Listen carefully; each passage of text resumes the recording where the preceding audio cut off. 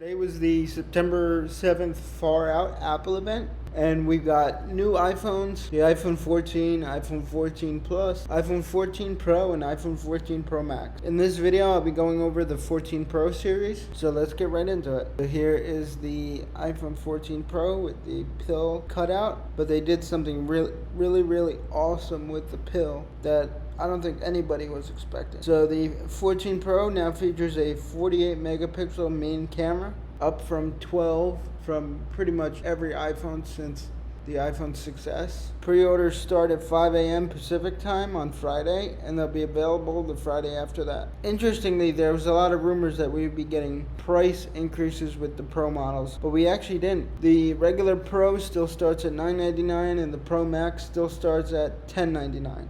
So here's a look at all the different colors of the 14 Pro series. We've got space black here, silver, gold, and the brand new deep purple. The screens also feature ceramic shield. I think ceramic shield has actually been around since the iPhone 12.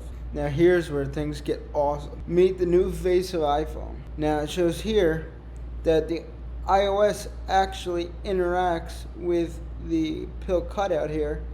It's basically like having live activities and other things like your AirPods battery level in the cutout. It's actually really cool. It's awesome. I love it. They call this the Dynamic Island. Very interesting name, but I think it'll catch on. It is a very dynamic island, if you ask me. Now also, here's where I got really excited. Finally, after many years, the iPhone features an always-on display. Now this isn't like your Android always-on display where all it shows is time and a couple dots for notifications. You can see that the lock screen actually still has color. There's still color in the woman's face, and it almost looks like your normal lock screen, just a bit dimmer. And the way they did that is they integrated an LTPO always-on OLED display into the phone, where when it's in always-on mode, the refresh rate of the screen will go down to 1 Hz. Instead of, I believe, the 13 Pro Max, I think the lowest refresh rate it could go down to is 24. This one can go from 1 Hz to 120 Hz adaptively, which is what allows it to have this always-on display. Now, in a normal environment, the display can get up to 1000 nits, which is extremely bright, but when you're watching HDR content,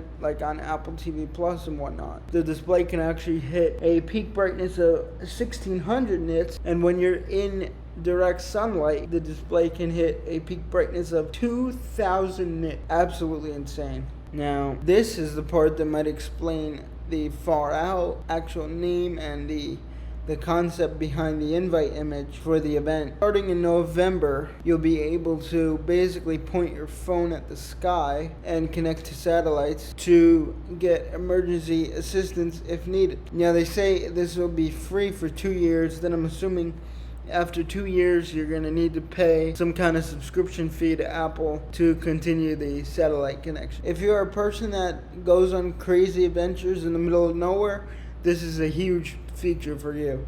You can see iPhone automatically sends the answers to the questions they ask, your medical ID, and battery level to the dispatcher to be able to get you assistance. Also new with the iPhone 14 Pro is crash detection. Basically, if you get into a car crash, your phone will detect that with new gyroscopes and G-force sensors inside, and it can automatically notify emergency service. This is also included on the new Apple Watch Ultra and the Apple Watch Series 8, as well as the Apple Watch SE and the other iPhone 14 models. Now here's the new 48 megapixel camera, 65% larger sensor than the iPhone 13 Pro. You can see these are some awesome images. I like this one.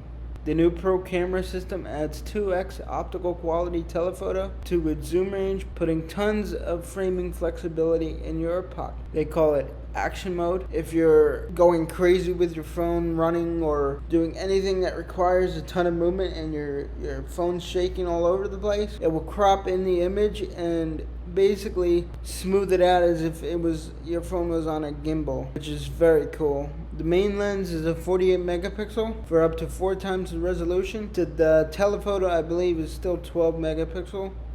but it is up to 2 times better in low light, and the ultrawide sensor is sharper, brighter, The ultra-wide offers sharper, brighter macro shots. All of these new hardware and software features are powered by the Apple A16 SoC. Interestingly, along with the rumors, the 14 and 14 Plus actually did get a slight upgrade. They're still on the A15, but it's the A15 that the 13 Pros had with the extra GPU core. They say up to 29 hours video playback on the 14 Pro Max, up to 23 hours video playback on the 14 Pro, and we also are saying goodbye to the physical SIM card and the SIM tray. The US models of these phones will not have a SIM tray, therefore you are forced to use an eSIM. This was a rumor that I reported on a couple months back, maybe 8-9 months ago at this point. And it actually did end up coming true. So if you're in the US, you will have to use an eSIM. If you're anywhere else in the world, you will still have a physical SIM tray.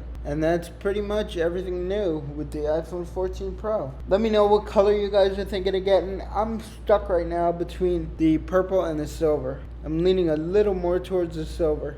Today was an awesome day for Apple. Like I said, unexpectedly, there was no price hikes, no price changes at all, which I'm pretty happy with, at least in the US. But yeah, let me know what color you guys are getting, what storage, and which model. Have a good one, guys.